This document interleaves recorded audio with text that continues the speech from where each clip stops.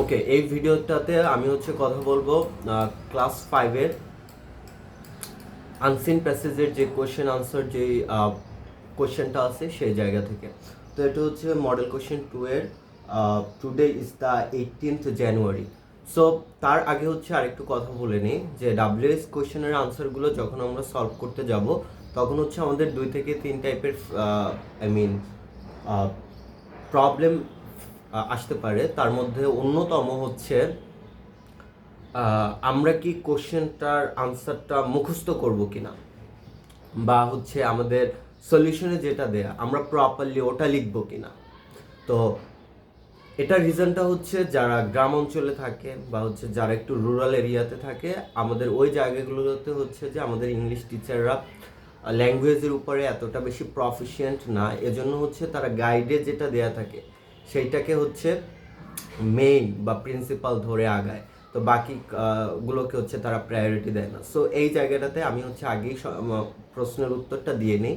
সেটা ইংলিশটা একটা ল্যাঙ্গুয়েজ। সো আপনি ল্যাঙ্গুয়েজটাকে আপনি বিভিন্ন ওয়েতে এক্সপ্রেস করতে পারেন যদি আপনার এক্সপ্রেশনটা ঠিক থাকে, বা আপনার লেভেলটা ঠিক থাকে, বা গ্রামাটিক্যালি এররগুলো না থাকে, তাহলেই আপনার আনসারটা কারেক্ট। কিন্তু কথা যে দুজনের মেইন পয়েন্টটা সেম হবে।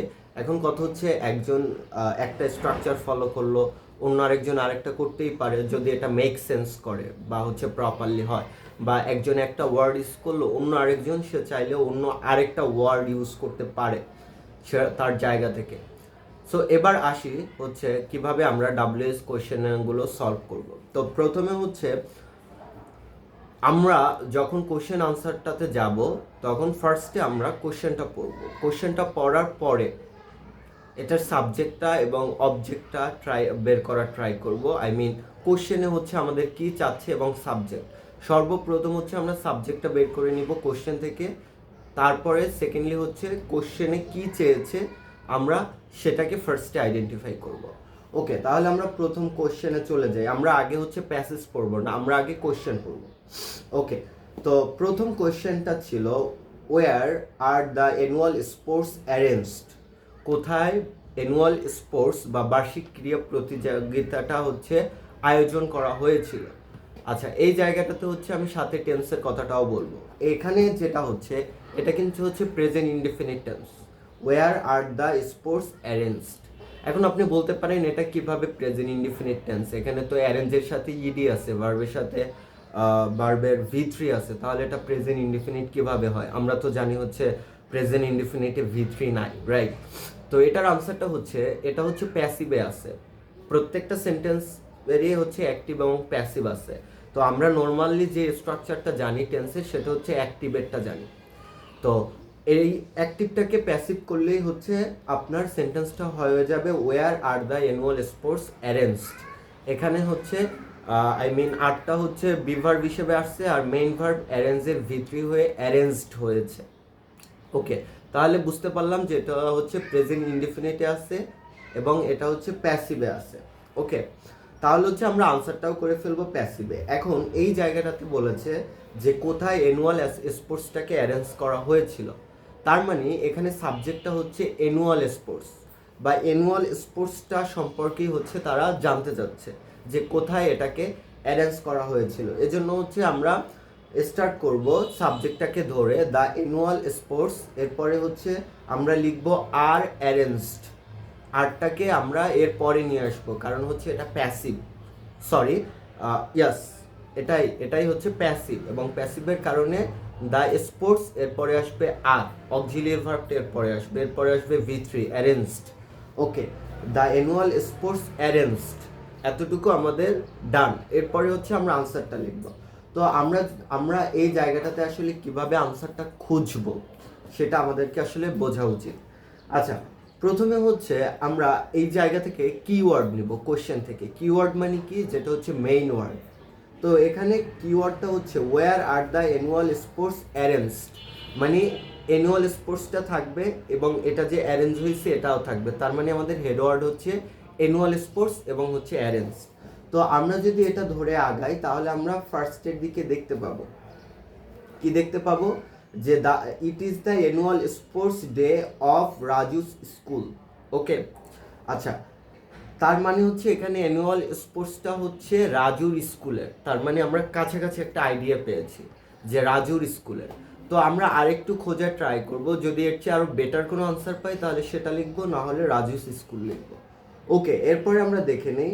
Raju comes to school early in the morning, he is a member of the club team of his school. Okay, the club helps the teacher to decorate their school field. This is the very important line. I mean, এখানে বলেছে যে রাজু হচ্ছে তার ক্লাবের একজন member এবং এই মেম্বাররা তাদের স্কুলের যে ফিল্ডটা সেটাকে ডেকোরেট করতে হেল্প করে। তার মানে রাজুর স্কুলে আমরা প্রথম জেনেছি এটা হয়, এবার আরও স্পেসিফিক ওয়েতে জানলাম যে রাজুর স্কুলের ফিল্ডে, কারণ রাজুর স্কুলের ফিল্ডে হবে বিধায় তার ফিল্ডটাকে ডেকোরেট করা হচ্ছে। এজন্য আমাদের আনসারটা হবে the annual sports are arranged in the school field বা রাজুস স্কুল ফিল্ড, একটা দিলেই হবে এই জায়গাটাতে। তো আনসারটা হচ্ছে কোথায়, রাজুস স্কুল ফিল্ডে। আর এটার আগে হচ্ছে আমরা একটা প্রেপোজিশন ইন বসিয়ে দিব। ওকে, এবার হচ্ছে second question, what are the members of the club team doing to help their teachers. এখানে বলেছে যে ক্লাবের মেম্বাররা তাদের টিচারদের হেল্প করতে কি করছে। তার মানে এখানে সাবজেক্টটা হচ্ছে কাদেরকে বলা হচ্ছে, ক্লাবের মেম্বারদেরকে। ওকে, আর জানতে চাওয়া হচ্ছে তারা কি হেল্প করছে। ওকে, তাহলে আমরা প্রথম স্টেজটা লিখবো কিভাবে। আচ্ছা, তার আগে আমরা একটু টেন্সটা অ্যানালাইসিস করি। What are, okay, what are the members of the club team doing to help their teachers, এটা হচ্ছে প্রেজেন্ট ইনডিফিনিট আছে এবং অ্যাক্টিভে আছে। এখানে এই যে টু হেল্প, এটা হচ্ছে নন ফাইনিট ভার্ব, যেটা হচ্ছে মেইন ভার্বের মতো কাজ করে না। আর হচ্ছে এটা হচ্ছে প্রেজেন্ট কন্টিনিউয়াস টেন্সে আছে। কারণ হচ্ছে এখানে হোয়াট আর আছে অক্সিলিয়ারি ভার্ব, এরপরে যে সাবজেক্টটা আছে the members of the club team, এরপরে হচ্ছে ডু এর সাথে আইএনজি আছে, তার মানে এটা প্রেজেন্ট কন্টিনিউয়াস আছে। তাহলে আমরা আনসারটা কিভাবে সাজাবো, ফার্স্টে সাবজেক্টটা নিব, the team members of the club team, এটা হচ্ছে সাবজেক্ট ফ্রেজ বলে, আর সাবজেক্ট হয় একটা হেডওয়ার্ড, তো সেই হেডওয়ার্ডটা হচ্ছে মেম্বার্স। ওকে, এরপরে আমরা লিখবো যে আর ডুইং, কি করছে। আমরা একটু এবার কোশ্চেনে যাই, আমরা হেডওয়ার্ড ধরবো যে হচ্ছে তারা কি করতেছে, স্টুডেন্টরা তাদের টিচারদের হেল্প করতে। তো ফার্স্টে আমরা দেখতে পাচ্ছিলাম যে ক্লাব টিম ডেকোরেট করছে ফিল্ডটাকে, এরপরে ক্লাব টিম একটা ড্রম মানে অঙ্কন করছে, আর সার্কেল একটা বৃত্ত উইথ দ্য চক পাউডার দিয়ে অ্যারাউন্ড দ্য ফিল্ডের চারদিকে।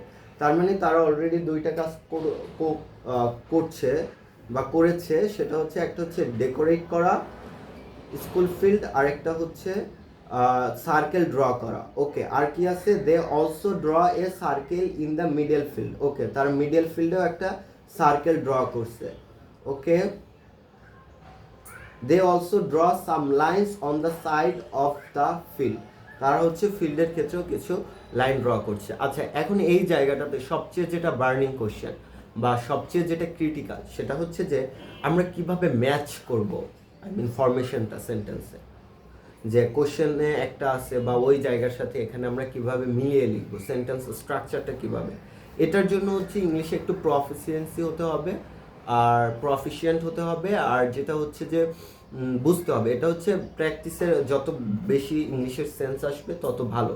তারপর আমি যতটুকু সম্ভব বলে দিচ্ছি, যে ওখানে বলেছিলাম যে হচ্ছে the members of the club team are doing, কি করছে, ডুইং, দে আর ডুইং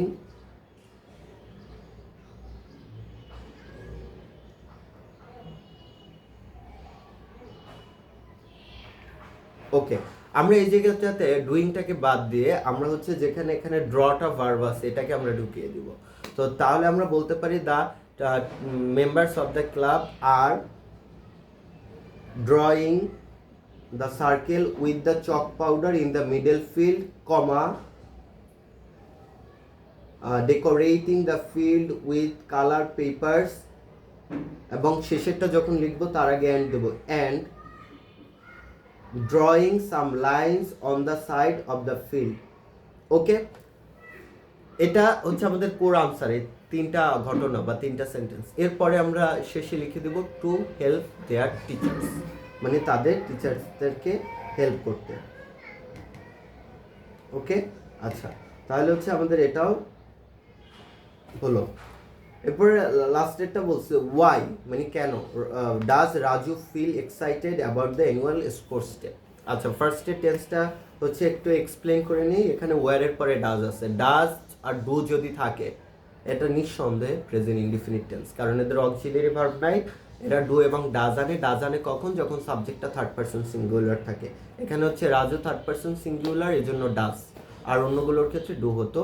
আর যদি দেখি কোথাও ডিড আছে তাহলে সেটা নিঃসন্দেহে পাস্ট ইনডিফিনিট টেন্স। ওকে, তার মানে আমরা বুঝতে পারলাম যে এটা হচ্ছে প্রেজেন্ট ইনডিফিনিট টেন্স। তাহলে আমরা এখানে বলেছে why does Raju feel excited about the annual sports day, কেন রাজু অ্যানুয়াল স্পোর্টস ডে সম্পর্কে অনেক বেশি এক্সাইটেড ফিল করে।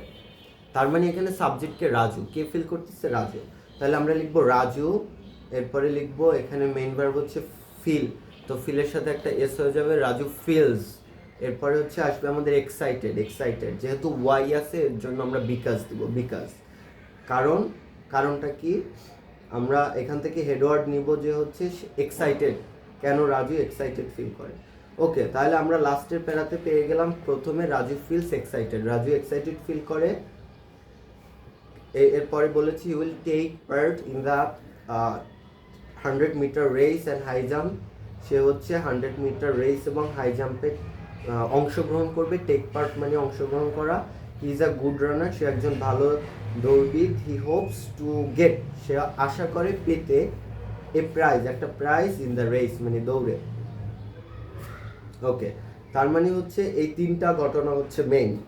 সে হচ্ছে কেন এক্সাইটেড, একটা হচ্ছে সে টেক পার্ট করবে বা অংশগ্রহণ করবে, সেকেন্ডলি হচ্ছে is a good runner, thirdly হচ্ছে কি সে একটা প্রাইজ পাবে এটাতে হোপ করে। ওকে, তারপর আমরা যেহেতু শেষে বিকাজ দিলাম, বিকাজ, এরপরে আমরা লিখবো হি, কারণ হি উইল টেক পার্ট, এখান থেকেই আমরা স্টার্ট করতে পারি, কারণ এটার আনসারটা সাজানোই আছে সেন্টেন্স বাই সেন্টেন্স।